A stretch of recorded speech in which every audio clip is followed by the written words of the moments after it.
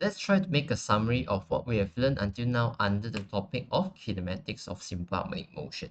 So in this topic over here, we have tried to relate between displacement and time, velocity and time, and acceleration and time, and relate these parameters together through either equations or graph. So let's try to summarize everything here in one slide.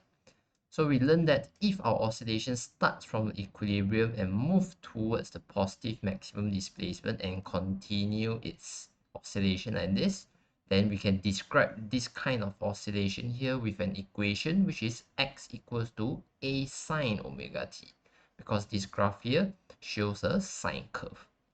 Now, if you perform a differentiation on this equation over here, you can obtain the x component of velocity, and you can obtain it to be v equals to a omega cos omega t. So this is what you get if you differentiate this equation over here. So this is velocity, and if you plot a graph of velocity against time, you can see that actually the velocity against time graph is similar to the displacement against time graph, just that you shift the y-axis by 1/4 of an oscillation. So this is one oscillation, 1/4 of the oscillation will be around here.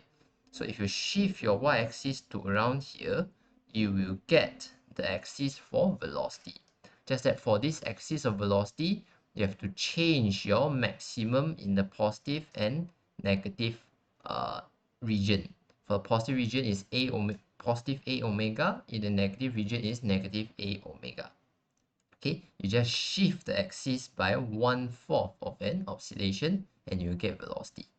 So if you continue to differentiate this velocity equation against time, you continue to differentiate it, what you get is the acceleration. In this case, the x component of acceleration. Now, if you perform your differentiation, it will become a equals to negative a omega squared sine omega t. So this is the equation for acceleration if your oscillation is a sine curve. Okay, so if you try to plot this equation here on a graph similar to this, you can see that this equation here, the graph is similar to this graph that we have here, except that you move your y-axis again by 1/4 of an oscillation.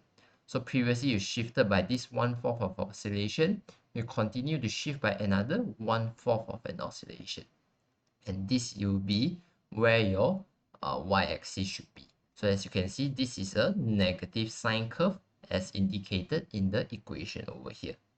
For the maximum, you need to put plus a omega squared and negative a omega squared. So you need to be aware that if you change the velocity and acceleration, you need to change your maximum accordingly. Okay, I am reluctant to call this minimum because it's not exactly minimum, it's a maximum in the opposite direction. It's the maximum magnitude in the opposite direction. So this is a negative direction, this is a positive direction. Okay, so this is what happened if x is equals to a sine omega t. Now what if x is equals to a cos omega t? We see here this is a cosine curve. So our graph here, our displacement here can be described using a cos omega t. Now if you differentiate this equation here, you get negative a omega sine omega t. So again, this graph here is just shifting the y-axis by 1/4 of an oscillation, and you can see this is just negative sine. So for here, be careful that you have to change your maximum here to become positive a omega, and your maximum in the negative direction is just negative a omega. Okay, if you continue to differentiate it again, you get an equation for acceleration, and this is negative a omega squared cos omega t.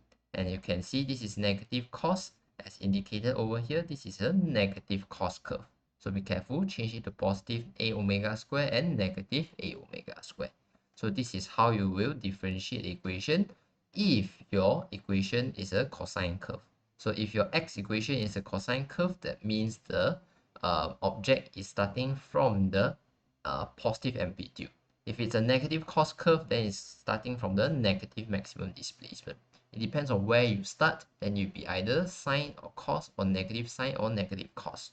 In our syllabus, we will not be talking about phase angle. It has been removed from our matriculation syllabus. Okay, so once we have finished describe how to relate between displacement and time, velocity and time, acceleration and time, let's try to talk about a concept which is the maximum. Okay, if you look over here, the maximum magnitude of x that can be achieved is the amplitude. Therefore, x maximum is just amplitude. Here we are talking about the magnitude of displacement. The maximum magnitude of displacement is just the amplitude, whereas the maximum magnitude of velocity, I'm not putting a subscript x anymore. So this is magnitude of velocity. So this is maximum magnitude of velocity is just a omega. Because it's magnitude of velocity, therefore there's no need for positive or negative sign, just magnitude of velocity.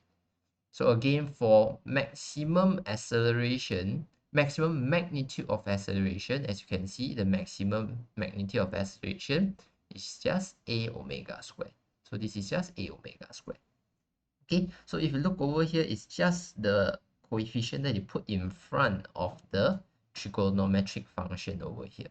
It's a omega, it's a omega squared. You ignore the sign because you're looking at just the magnitude of the velocity, magnitude of the acceleration. Therefore, no negative sign. You just bring in the coefficient, that's all.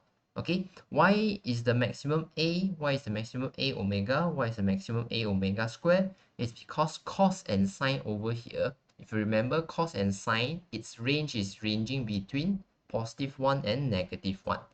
The sine or cosine curve will range between 1 and -1. Therefore, you cannot exceed 1. 1 is your maximum.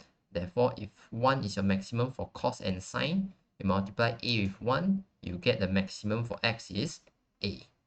If you substitute your maximum, which is 1 for your sine omega t, you get a omega. Again, we ignore the sign because it's magnitude. For cosine, it's ranging between positive and -1. So if you substitute in +1, you get a omega squared. Again, we ignore the sign because it's just magnitude. So this is how you obtain the maximum displacement, velocity, and acceleration.